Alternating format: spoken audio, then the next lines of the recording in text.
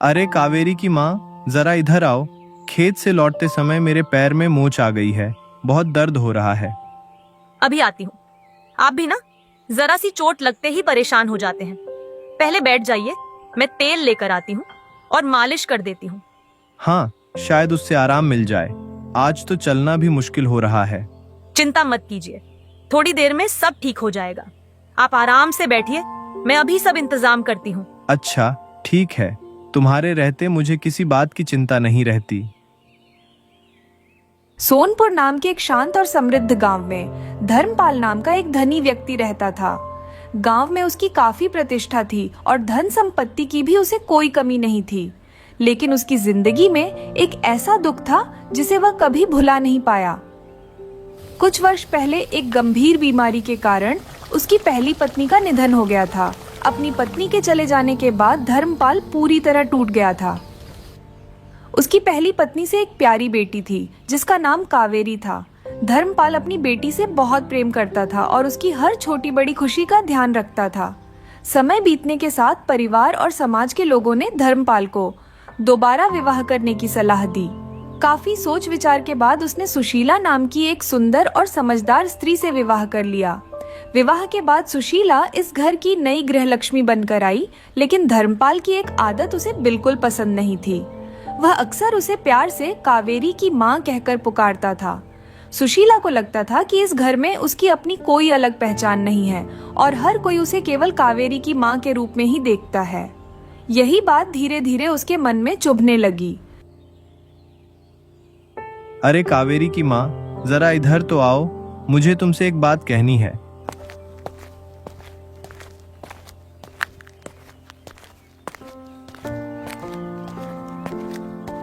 लेकिन आप मेरी भी एक बात सुन लीजिए।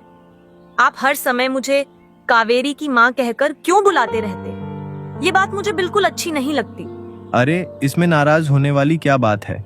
कावेरी मेरी बेटी है और तुम उसकी देखभाल करती हो, इसलिए मैं प्यार से तुम्हें कावेरी की माँ कह देता हूँ। लेकिन मेरी भी अपनी एक पहचान है। मुझे हर समय इसी नाम से बुलाया जाए, ये मुझे पसंद नहीं है। अच्छा, तो क्या तुम कावेरी को अपनी बेटी नहीं मानती? मैंने ऐसा कब कहा? कावेरी मुझे बहुत प्यारी है, लेकिन इसका मतलब यह नहीं कि आप मुझे हमेशा उसी के नाम से बुलाएं। ठीक है, तुम्हारी बात भी सही है, लेकिन मैं तो बस मजाक में ऐसा कहता हूँ। अच्छा, चलो एक बात बताता हूँ। जिस दिन हमारे घर कोई नन्हा मेहमान आएगा, उस दिन से मैं तुम्हें उसी के नाम से पुकारूंगा। सच? हाँ, बिल्कुल। और अगर बेटा हुआ तो उसका नाम मोहन रखेंगे। फिर मैं तुम्हें मोहन की माँ कहकर बुलाऊंगा। यह सुनकर सुशीला शर्म से मुस्कुराई और धीरे धीरे वहां से चली गई।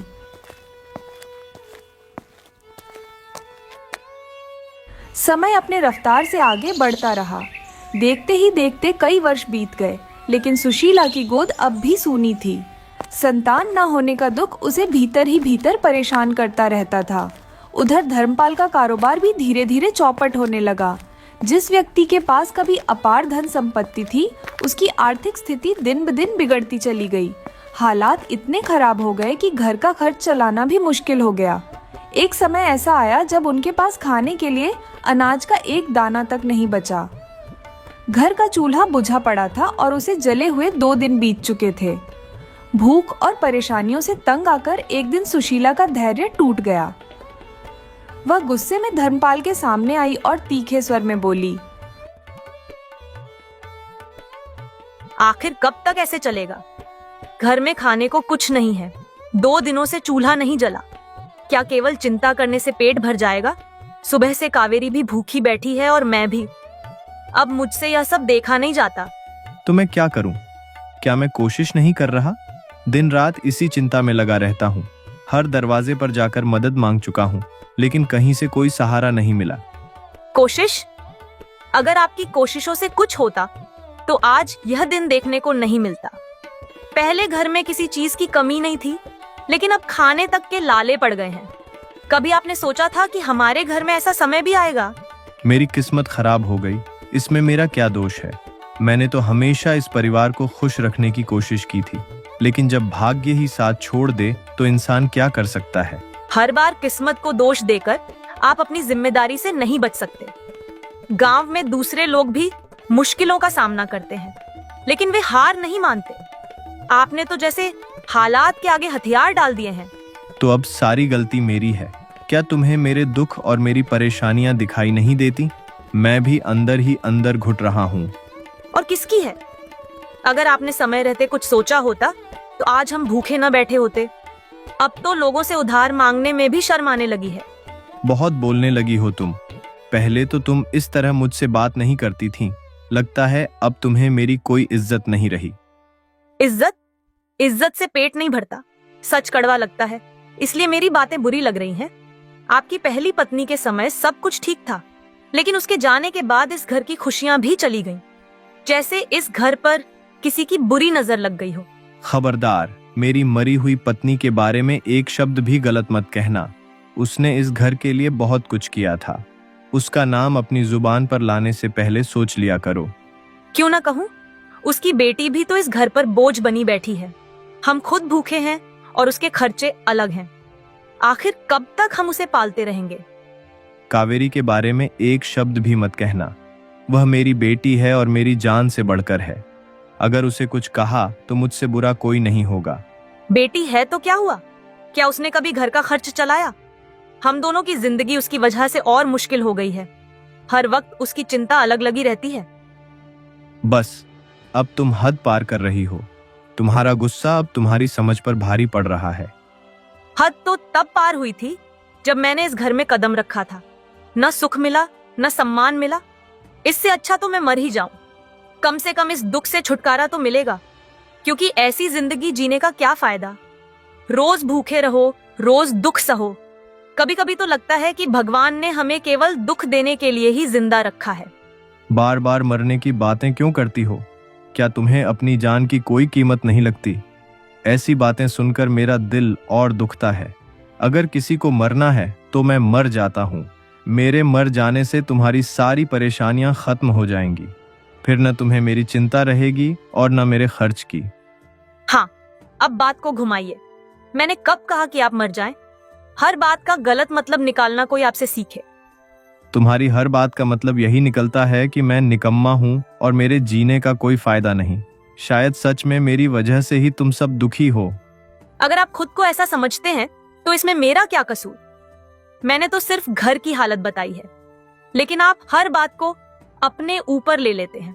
अच्छा, अब तुम मेरी मरी हुई पत्नी और मेरी बेटी को भी कोसोगी और मुझे ही दोष दोगी।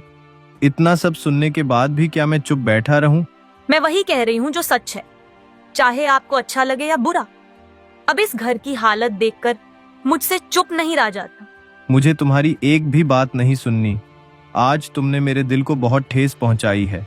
तुमने उन लोगों को कोसा है जो मेरे लिए सबसे ज्यादा मायने रखते हैं। रोज रोज के झगड़ों और घर की अशांति से धर्मपाल का मन पूरी तरह टूट चुका था। आर्थिक तंगी, अपनों की नाराजगी और लगातार बढ़ती परेशानियों ने उसके जीवन की सारी खुशियां छीन ली थीं। एक दिन जब घर में फिर से कहासुनी हुई तो वह भारी मन से घर छोड़कर दूर निकल गया। चलते चलते वह एक घने जंगल में पहुंचा और एक बड़े पेड़ के नीचे जाकर बैठ गया। वह गहरी सोच में डूब गया। उसकी आंखों के सामने अपने बीते दिनों की तस्वीरें घूमने लगीं। कभी वह गांव का सबसे सम्मानित और संपन्न व्यक्ति हुआ करता था, लेकिन आज उसकी हालत ऐसी हो गई थी कि 2 वक्त की रोटी जुटाना भी मुश्किल हो रहा था। अपने भाग्य को कोसते हुए वह मन ही मन सोचने लगा, आखिर मेरी जिंदगी ऐसी कैसे हो गई? कभी मेरे घर में किसी चीज की कमी नहीं थी, लेकिन आज खाने तक के लाले पड़ गए हैं। रोज रोज के झगड़ों ने मेरा जीना मुश्किल कर दिया है। सुशीला की बातें कड़वी जरूर थीं, लेकिन घर की हालत भी तो खराब है। कावेरी और सुशीला दोनों को मेरी जरूरत है। नहीं, मैं हार नहीं मान सकता। मुझे कोई ना कोई रास्ता जरूर निकालना होगा और अपने घर की हालत सुधारनी होगी। धर्मपाल इन्हीं विचारों में खोया हुआ था। वह अपने बीते हुए सुख दुख को याद करते हुए गहरी चिंता में डूबा बैठा था। तभी अचानक उसे अपने सामने किसी की आहट सुनाई दी। उसने सिर उठाकर देखा तो एक अधेड़ उम्र का आदमी हाथ में लाठी ले उसके सामने खड़ा था। उस व्यक्ति के चेहरे पर एक अजीब सी गंभीरता थी और उसकी आंखें सीधे धर्मपाल की ओर देख रही थीं। अचानक किसी अनजान व्यक्ति को अपने सामने खड़ा देखकर धर्मपाल बुरी तरह चौंक गया। उसका दिल तेजी से धड़कने लगा। तुम कौन हो और मेरे सामने इस तरह क्यों खड़े हो? मुझे नहीं पहचाना? मेरा नाम भैरव है। 2 साल पहले तुमने ही मुझे जेल भिजवाया था। मैं तभी से इस मौके का इंतजार कर रहा था कि कब तुमसे मुलाकात हो और कब मैं तुमसे अपना बदला लूं। मुझे याद है, लेकिन मैंने जो किया था वह गांव वालों की शिकायत और सबूतों के आधार पर किया था। उसमें मेरी कोई निजी दुश्मनी नहीं थी। मुझे तुम्हारी कोई सफाई नहीं सुननी। मैंने जेल में जो कष्ट झेले हैं उनका हिसाब आज तुम्हें चुकाना होगा। अब तुम्हें कोई नहीं बचा सकता। इतना कहना था कि भैरव ने गुस्से में आकर धर्मपाल के सिर पर जोर से लाठी दे मारी। वार इतना भयानक था कि धर्मपाल वहीं जमीन पर गिर पड़ा और उसकी मृत्यु हो गई। इसके बाद भैरव घबरा गया। उसने धर्मपाल के शव को जंगल के एक सुनसान हिस्से में छिपा दिया ताकि किसी को उसके बारे में पता न चल सके। यह सब करने के बाद वह वहां से भाग निकला और कहीं दूर फरार हो गया। उधर सुशीला घर पर धर्मपाल का इंतजार करती रही। रात बीत गई लेकिन धर्मपाल वापस नहीं लौटा। पहले तो उसे लगा कि वह किसी काम से गया होगा, पर जैसे जैसे समय बीतता गया उसकी चिंता बढ़ने लगी। इंतजार करते करते एक दिन बीता, फिर दूसरा दिन भी निकल गया। देखते ही देखते 3 दिन गुजर गए, लेकिन धर्मपाल का कहीं कोई पता नहीं चला। न तो किसी ने उसे गांव में देखा था और न ही उसके बारे में कोई खबर मिली थी। अब सुशीला के मन में अनहोनी की आशंका घर करने लगी थी। कावेरी, मुझे समझ नहीं आ रहा कि तुम्हारे पिताजी आखिर कहाँ चले गए। 3 दिन हो गए लेकिन उनका कोई पता नहीं चला। बिना कुछ बताए इस तरह घर छोड़कर चले जाना भी कोई बात है क्या? मैं उनसे नाराज भी हूँ और उनकी बहुत चिंता भी हो रही है। पता नहीं उन्होंने खाना खाया भी होगा या नहीं। अगर उन्हें मुझसे कोई शिकायत थी तो मुझसे कहकर जाते। नहीं, अब और इंतजार नहीं कर सकती। मैं तुम्हारे ताऊजी के पास जाती हूँ। शायद वे तुम्हारे पिताजी को ढूंढने में हमारी मदद कर सके। 3 दिन बीत जाने के बाद भी जब धर्मपाल का कोई पता नहीं चला तो चिंतित सुशीला सहायता की उम्मीद में केशव के घर पहुंची।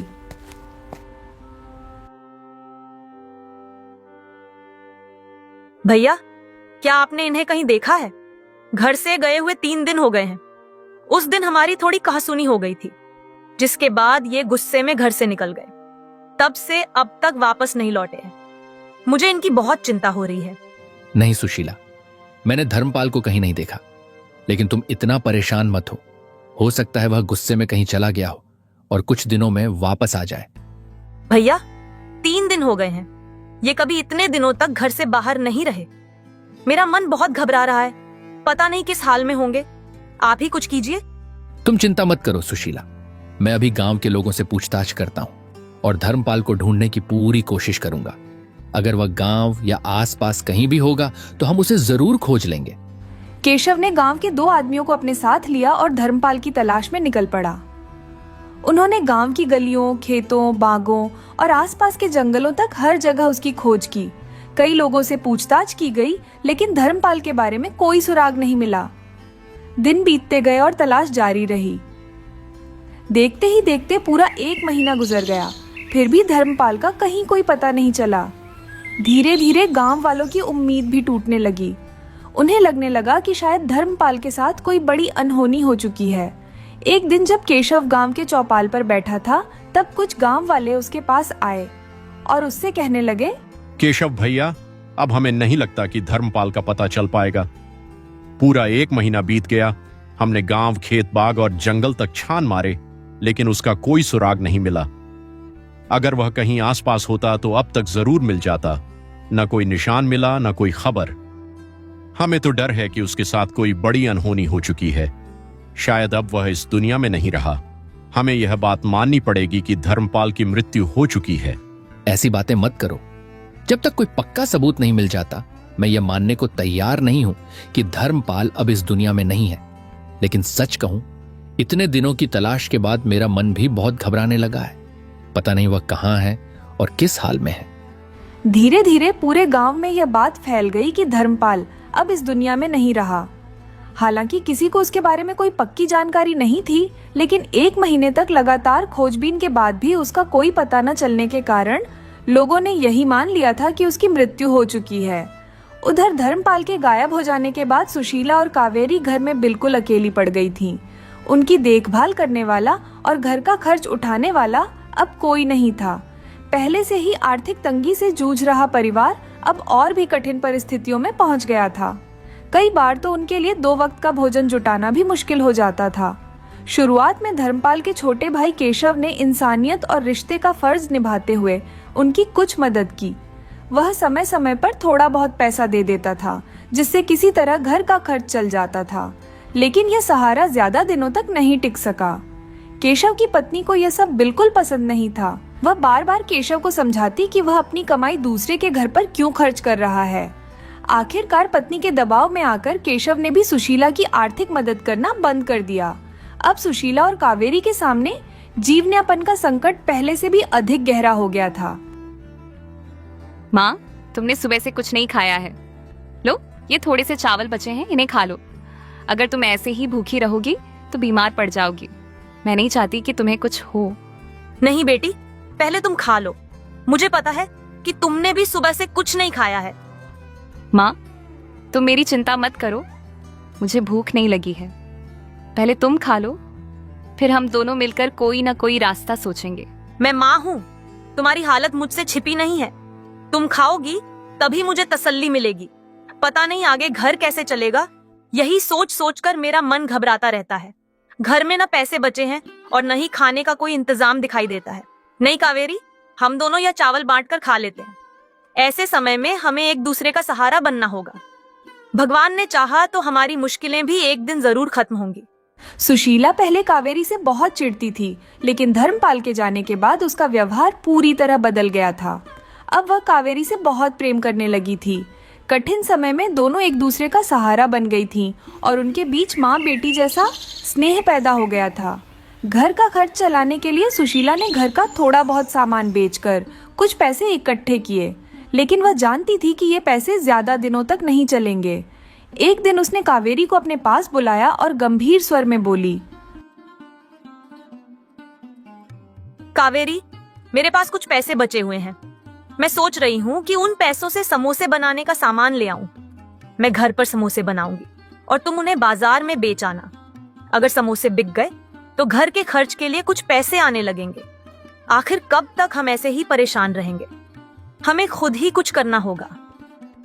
माँ, आप बिल्कुल ठीक कह रही हो। हमें हार नहीं माननी चाहिए। आप समोसे बनाइए, मैं उन्हें बाजार में बेच आऊंगी। अगले ही दिन सुशीला बाजार से समोसे बनाने का सामान खरीद लाई।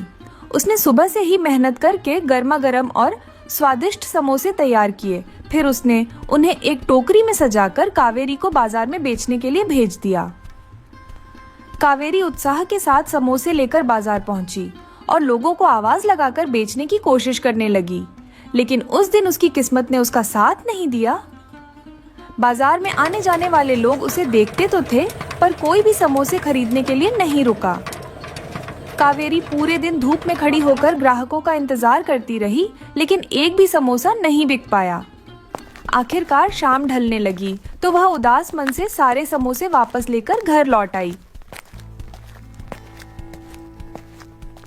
माँ, आज एक भी समोसा नहीं बिका। मैं पूरे दिन बाजार में खड़ी रही, लोगों को आवाज भी लगाती रही, लेकिन किसी ने समोसे नहीं खरीदे। अगर ऐसा ही चलता रहा तो घर का खर्च कैसे चलेगा? बेटी, उदास मत हो। पहली बार में हर काम सफल नहीं होता। हिम्मत हारने से कुछ नहीं मिलेगा। लेकिन माँ, मैं तो पूरी कोशिश कर रही थी, फिर भी कोई मेरे पास नहीं आया। कोई बात नहीं बेटी, कल एक काम करना, बाजार के बीचों बीच जाकर खड़ी होना, जहाँ ज्यादा लोग आते जाते हों। वहाँ ज्यादा लोगों की नजर तुम पर पड़ेगी और शायद समोसे भी बिक जाए। ठीक है माँ, मैं कल ऐसा ही करूंगी। अगले दिन कावेरी ने भी वही करने का फैसला किया। वह सुबह समोसे लेकर बाजार पहुंची और एक पुराने समोसे वाले की दुकान के पास जाकर खड़ी हो गई। फिर वह आने जाने वाले लोगों को जोर जोर से आवाज देकर अपने समोसे खरीदने के लिए बुलाने लगी। उसकी मीठी आवाज और विनम्र व्यवहार से कई लोगों का ध्यान उसकी ओर जाने लगा। धीरे धीरे कुछ लोग उसके पास रुककर समोसे देखने लगे। तभी कुछ आदमी कावेरी के पास आए। वे उसे ध्यान से देखने लगे और फिर मुस्कुराते हुए उससे कहने लगे, अरे लड़की, तुम्हारे समोसों से तो अच्छी खुशबू आ रही है। क्या तुम हमें छकने के लिए एक एक समोसा दे सकती हो? जरा संभल कर भाई, अगर समोसे अच्छे नहीं निकले तो हमारे पैसे भी बेकार चले जाएंगे। आजकल हर कोई स्वादिष्ट समोसे बनाने का दावा करता है। अरे एक बार छक लेने में क्या जाता है, बिना खाए कैसे पता चलेगा कि समोसे अच्छे हैं या नहीं। बात तो तुम्हारी सही है। अच्छा लड़की, हमें 2 समोसे दे दो, देखते हैं तुम्हारे समोसों में ऐसा क्या खास है। कावेरी ने मुस्कुराते हुए प्लेट में समोसे निकालकर उन्हें दे दिए। उन लोगों ने उत्सुकता से समोसे खाए, लेकिन पहला निवाला लेते ही उनके चेहरे का रंग बदल गया। समोसों का स्वाद उन्हें बिल्कुल पसंद नहीं आया। किसी ने सिर हिलाया तो किसी ने नाखुशी से प्लेट नीचे रख दी। फिर उनमें से एक आदमी नाराज होकर बोला, अरे यह कैसा समोसा है, इसका स्वाद तो बिल्कुल अच्छा नहीं है। ऐसा लग रहा है जैसे समोसे ताजे ही नहीं हैं। मैंने तो सोचा था कि कुछ अच्छा खाने को मिलेगा, लेकिन यह तो बिल्कुल फीका और बेस्वाद है। हाँ तुम ठीक कह रहे हो, मुझे भी ये समोसा बासी सा लग रहा है। इसमें न कोई खास स्वाद है और न ही वह कुरकुरापन जो अच्छे समोसों में होता है। ऐसे समोसों के लिए पैसे खर्च करना तो बिल्कुल बेकार है। यह कहकर दोनों आदमी कावेरी के ठेले से हट गए और सामने वाले समोसे वाले के ठेले पर जाकर समोसे खाने लगे। यह देखकर कावेरी का मन बहुत दुखी हो गया। उसने बड़ी उम्मीद के साथ समोसे बेचने की कोशिश की थी, लेकिन कोई भी उसके समोसे पसंद नहीं कर रहा था। वह कुछ देर तक उदास होकर वहीं खड़ी रही। जब शाम हो गई और एक भी समोसा नहीं बिका, तो वह निराश मन से अपनी टोकरी उठाकर वापस घर लौट गई। बेटी, क्या हुआ? आज समोसे बिके या नहीं? तुम इतनी उदास क्यों लग रही हो? माँ, एक भी समोसा नहीं बिका।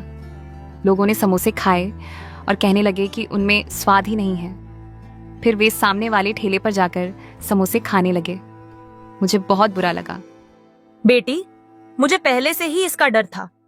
मेरे पास अच्छे मसाले लाने के लिए पैसे नहीं थे, इसलिए समोसों में वह स्वाद नहीं आ पाया। मैंने सोचा था कि अगर आज कुछ समोसे बिक जाएंगे तो उन पैसों से मसाले खरीद लाऊंगी, लेकिन अब तो हमारे पास कुछ भी नहीं बचा है। माँ, अगर ऐसा है तो आप ताऊ जी से कुछ पैसे क्यों नहीं मांग लेती? शायद वे हमारी मदद कर दें। नहीं बेटी, मैं किसी के आगे हाथ नहीं फैलाना चाहती। उन्होंने पहले ही हमारी बहुत मदद की है, अब मैं उनसे और कुछ नहीं मांगूंगी। माँ, यह हाथ फैलाना नहीं है, मुश्किल समय में अपनों से सहारा लेना है। जब हमारे हालात ठीक हो जाएंगे तो हम उनके पैसे लौटा देंगे। नहीं कावेरी, मुझे यह ठीक नहीं लगता। माँ, मेरी बात मान लो। अगर अच्छे मसाले आ गए तो समोसे जरूर बिकेंगे। एक बार ताऊ जी से बात करके तो देखो। अच्छा ठीक है, अगर तुम इतना कह रही हो तो मैं कल तुम्हारे ताऊ जी से बात करने की कोशिश करूंगी। कावेरी के कहने पर सुशीला मदद की उम्मीद लेकर केशव के घर चली गई। वहां पहुंचकर उसने दरवाजा खटखटाया। कुछ ही देर में दरवाजा खुला और सामने केशव की पत्नी खड़ी दिखाई दी। सुशीला को देखकर उसके चेहरे के भाव तुरंत बदल गए। उसने सुशीला की ओर देखा और ठंडे स्वर में पूछा, नमस्ते भाभी, क्या भैया घर पर हैं? मुझे उनसे एक जरूरी काम था। मैं उनसे थोड़ी देर बात करना चाहती थी। नहीं, वह घर पर नहीं है, किसी काम से बाहर गए हैं। जो भी बात है तुम मुझसे कह सकती हो। भाभी, घर की हालत बहुत खराब हो गई है। कई दिनों से बड़ी मुश्किल से गुजारा चल रहा है। मैं कुछ पैसे उधार मांगने आई थी। हालात ठीक होते ही आपके पैसे लौटा दूंगी। पैसे? पहले भी बहुत मदद मिल चुकी है। आखिर कब तक हम तुम्हारी मदद करते रहेंगे? हमारे भी अपने खर्चे हैं और हमें भी घर चलाना पड़ता है। भाभी, मैं बहुत मजबूरी में यहाँ आई हूँ। अगर कोई दूसरा रास्ता होता तो मैं कभी आपसे मदद मांगने नहीं आती। मजबूरी सबके जीवन में होती है। इसका मतलब यह नहीं कि हर बार हम ही तुम्हारा सहारा बने। अब हमारे पास तुम्हें देने के लिए कुछ नहीं है। जो करना है खुद करो। ठीक है भाभी, मैं आपकी बात समझ गई। मुझे उम्मीद थी कि शायद कुछ मदद मिल जाएगी। हाँ, यही ठीक रहेगा। अब तुम्हें अपने पैरों पर खड़ा होना सीखना होगा। हर समय दूसरों के भरोसे जिंदगी नहीं चलती। सीमा की बातें सुनकर सुशीला का दिल टूट गया। उसे बिल्कुल उम्मीद नहीं थी कि अपने ही रिश्तेदार उससे इस तरह का व्यवहार करेंगे। उसकी आंखों से आंसू बहने लगे और वह बिना कुछ कहे वहां से लौट आई। पूरे रास्ते वह रोती रही। घर पहुंचकर भी उसकी आंखों के आंसू रुकने का नाम नहीं ले रहे थे। जब कावेरी ने सुशीला को रोते हुए देखा तो वह घबरा गई। वह तुरंत उसके पास आई और चिंता भरे स्वर में बोली, माँ, आप रो क्यों रही हो? क्या हुआ? ताऊ जी के घर पर कुछ हुआ क्या? आप इतनी परेशान क्यों लग रही हो? मुझे बताओ ना, आखिर बात क्या है? बेटी, मैं ताऊ जी से मदद मांगने गई थी, लेकिन वे घर पर नहीं थे। वहां तुम्हारी ताई जी मिली। मैंने उनसे कुछ पैसे उधार मांगे, लेकिन उन्होंने मेरी एक नहीं सुनी। उल्टा मुझे बहुत खरी खोटी सुनाई और खाली हाथ लौटा दिया। माँ, आप दुखी मत होइए, भगवान सब ठीक करेगा। मुझे दुख पैसों का नहीं है, दुख इस बात का है कि मुसीबत में अपने भी साथ छोड़ देते हैं। नहीं बेटी, अब मैं किसी से मदद नहीं मांगूंगी। हमें अपनी मेहनत के दम पर ही आगे बढ़ना होगा। हम फिर से समोसे बनाएंगे और उन्हें बेचेंगे। अगले दिन कावेरी फिर से समोसे लेकर बाजार के लिए निकल पड़ी। वह मन ही मन सोच रही थी कि शायद आज उसकी किस्मत बदल जाए और कुछ समोसे बिक जाएं। रास्ते में चलते चलते उसकी नजर एक बूढ़ी औरत पर पड़ी। वह सड़क किनारे बैठी थी और भूख से बेहद कमजोर दिखाई दे रही थी। उसके चेहरे पर थकान साफ झलक रही थी। बूढ़ी औरत ने कावेरी की टोकरी में रखे समोसों को देखा और कमजोर आवाज में उससे कहने लगी, बेटी, मैं बहुत भूखी हूँ। कई दिनों से पेट भरकर खाना नहीं खाया। क्या तुम मुझे खाने के लिए कुछ दे सकती हो? भगवान तुम्हारा भला करेगा। अम्मा, मेरे पास समोसे हैं, आप ये 2 समोसे खा लीजिए, मुझे खुशी होगी। अरे बेटी, तुम इतनी उदास क्यों हो? तुम्हारे चेहरे पर बड़ी चिंता दिखाई दे रही है। अम्मा, मैं इसलिए उदास हूँ क्योंकि हमारे घर की हालत बहुत खराब है। मैं समोसे बेचने बाजार जाती हूँ, लेकिन कोई उन्हें खरीदता नहीं। घर का खर्च चलाना बहुत मुश्किल हो गया है। बेटी, तुम्हारा दिल बहुत अच्छा है। तुमने अपनी परेशानी की परवाह किए बिना मेरी मदद की है, इसलिए मैं तुम्हें यह जादुई मसाला दे रही हूँ। इसे अपने समोसों में मिलाना। तुम्हारे समोसे बहुत स्वादिष्ट बन जाएंगे और लोग उन्हें पसंद करेंगे। लेकिन ध्यान रखना, यह मसाला केवल नेक और ईमानदार लोगों के लिए ही काम करता है। अगर कोई बुरा या लालची व्यक्ति इसका उपयोग करेगा तो उसका सारा खाना खराब हो जाएगा और उसके खाने से भयानक बदबू आने लगेगी। अम्मा, आपका बहुत बहुत धन्यवाद। आपने मेरी इतनी बड़ी मदद की है। मैं इस उपकार को कभी नहीं भूलूंगी। भगवान तुम्हारा भला करे बेटी। मुझे पूरा विश्वास है कि तुम्हारे अच्छे दिन जल्द ही आएंगे। धन्यवाद अम्मा, अब मैं चलती हूँ। इतना कहकर बूढ़ी औरत वहां से चली गई। कावेरी भी अपने सारे समोसे लेकर उदास मन से घर लौट आई। घर पहुंचकर उसने रास्ते में हुई पूरी घटना सुशीला को विस्तार से बताई। सुशीला ने उसकी बात ध्यान से सुनी और कुछ देर सोचने के बाद फिर से समोसे बनाने का निश्चय किया।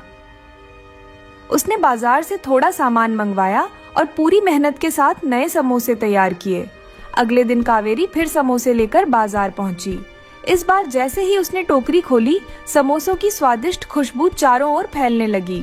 वहां से गुजरने वाले लोग उस खुशबू को महसूस करके उसकी ओर देखने लगे। कुछ लोग तो रुककर यह भी पूछने लगे कि वह क्या बेच रही है।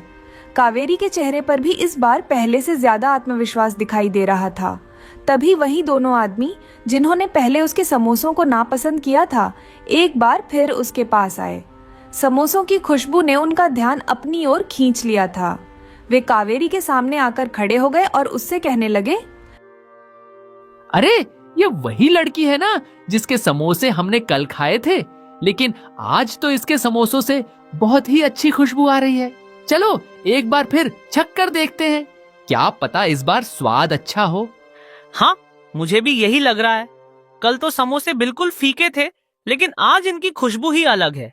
जी, आज भी मैंने ताजे समोसे बनाए हैं। आप चाहें तो छक्कर देख सकते हैं।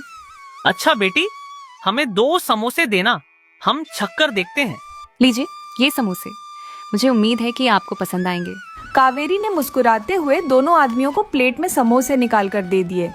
जैसे ही उन्होंने समोसों का पहला निवाला लिया, उनके चेहरे पर हैरानी के भाव उभर आए। समोसों का स्वाद इतना लाजवाब था कि वे खाते ही रह गए।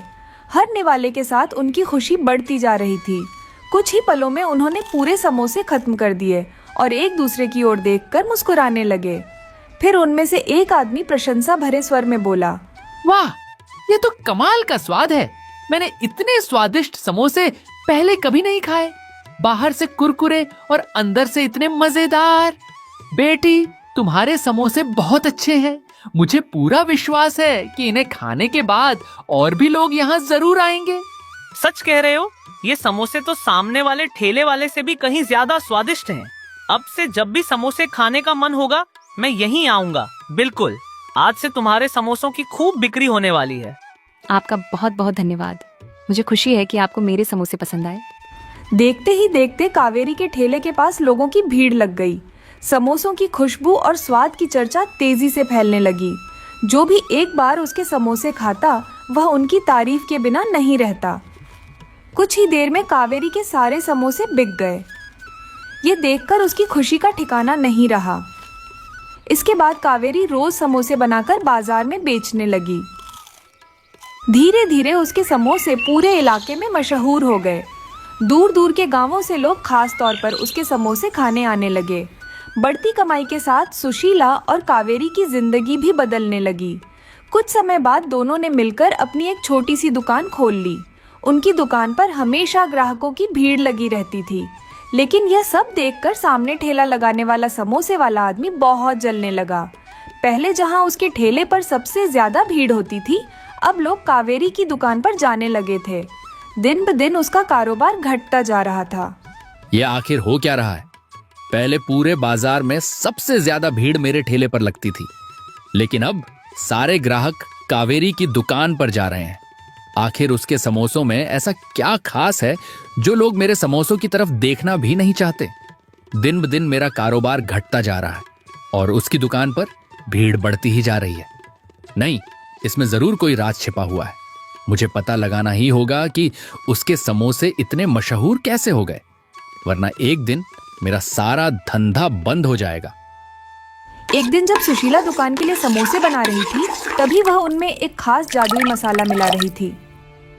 उसी समय सामने ठेला लगाने वाला आदमी चुपके से वहां आ पहुंचा। उसकी नजर सुशीला पर पड़ गई और वह छिपकर उसे ध्यान से देखने लगा। कुछ देर बाद उसने देख लिया कि सुशीला समोसों में कोई विशेष मसाला मिला रही है। यह देखकर उसे समझ आ गया कि कावेरी के समोसे इतने स्वादिष्ट और मशहूर क्यों हैं। उसके मन में उस जादुई मसाले को पाने का लालच जाग उठा। ओह, तो ये बात है। इसी जादुई मसाले की वजह से कावेरी के समोसे इतने स्वादिष्ट बनते हैं। मैं सोच रहा था कि आखिर उसके समोसों में ऐसा क्या खास है जो लोग मेरे ठेले पर आना छोड़ चुके हैं। अब मुझे उसका राज पता चल गया है। अगर यह मसाला मेरे हाथ लग जाए तो मेरे समोसे भी पूरे बाजार में मशहूर हो जाएंगे। नहीं, मुझे किसी भी तरह इस मसाले को हासिल करना होगा। तब देखता हूं कि ग्राहक कावेरी की दुकान पर जाते हैं या मेरे ठेले पर। अगले दिन मौका पाकर ठेले वाला आदमी चुपके से सुशीला के घर में घुस गया और जादुई मसाले का ज्यादातर हिस्सा चुरा कर ले गया। जब सुशीला समोसे बनाने लगी तो उसे मसाला अपनी जगह पर नहीं मिला। ये देखकर वह बहुत परेशान हो गई और समझ नहीं पाई कि मसाला आखिर गया कहाँ। उधर ठेले वाला खुशी खुशी चुराया हुआ जादुई मसाला अपने समोसों में मिलाने लगा, लेकिन जैसे ही समोसे तैयार हुए उनसे स्वादिष्ट खुशबू की जगह भयानक बदबू आने लगी। अरे राम राम, ये कैसी बदबू आ रही है? क्या तुम्हारे समोसे खराब हो गए हैं? इतनी भयानक बदबू तो मैंने पहले कभी नहीं सूंघी। पहले तुम्हारे समोसों से अच्छी खुशबू आती थी, लेकिन आज तो इनके पास खड़ा होना भी मुश्किल हो रहा है। आखिर तुमने इनमें डाला क्या है? अरे आप लोग रुकिए तो सही, मेरे समोसे बिल्कुल ताजे हैं। पता नहीं आज यह बदबू कहां से आ रही है। यकीन मानिए मैंने इनमें कुछ भी खराब नहीं मिलाया है। अरे बहन जी, आप लोग ऐसे मत जाइए, एक बार छक कर तो देखिए। मैं खुद समझ नहीं पा रहा कि यह सब कैसे हो गया। हे भगवान, आखिर मेरे समोसों के साथ ये क्या हो गया? सुबह तक तो सब ठीक था। अगर ग्राहक ऐसे ही चले गए तो मेरा सारा नुकसान हो जाएगा। अब मैं क्या करूं? मेरी तो कुछ समझ में ही नहीं आ रहा। समोसों से आ रही तेज बदबू के कारण सभी लोग उसके ठेले के पास से चले गए। कुछ लोग तो नाक ढककर वहां से दूर हट गए। ये सब देखकर ठेले वाला बहुत परेशान हो गया। उसे समझ नहीं आ रहा था कि आखिर उसके समोसों के साथ ऐसा क्या हो गया है। उसका सारा उत्साह पल भर में गायब हो गया। कुछ ही देर में ठेले वाले के समोसों से उठ रही बदबू और धुएं के बीच अचानक उसके ठेले में आग लग गई। देखते ही देखते आग पूरे ठेले में फैलने लगी। वहां मौजूद लोग घबराकर इधर उधर भागने लगे। ठेले वाला भी अपने सामान को बचाने की कोशिश करने लगा, लेकिन आग तेजी से बढ़ती जा रही थी। थोड़ी दूरी पर खड़ी सुशीला और कावेरी यह सब अपनी आंखों से देख रही थीं। वे हैरान थीं कि आखिर अचानक यह सब कैसे हो गया। अरे ये सब अचानक कैसे हो गया? अभी कुछ देर पहले तो उसका ठेला बिल्कुल ठीक था। देखते ही देखते उसमें आग कैसे लग गई? मेरी तो कुछ समझ में नहीं आ रहा। माँ, मुझे लगता है मैं इसका कारण जानती हूँ। याद है उस बूढ़ी अम्मा ने मुझे जो जादुई मसाला दिया था? उन्होंने कहा था कि अगर कोई बुरा या लालची व्यक्ति उस मसाले का इस्तेमाल करेगा तो उसका खाना खराब हो जाएगा और उससे बदबू आने लगेगी। मुझे लगता है कि इसी ठेले वाले ने हमारा जादुई मसाला चुराया होगा और अपने समोसों में मिला लिया होगा, इसलिए उसके समोसों से बदबू आने लगी और उसके साथ यह सब हुआ। ओह, तो ये बात थी। अब मुझे समझ आया कि हमारा मसाला अचानक कहाँ गायब हो गया था। हाँ माँ, मुझे भी अब पूरा यकीन हो गया है। लालच का परिणाम हमेशा बुरा ही होता है।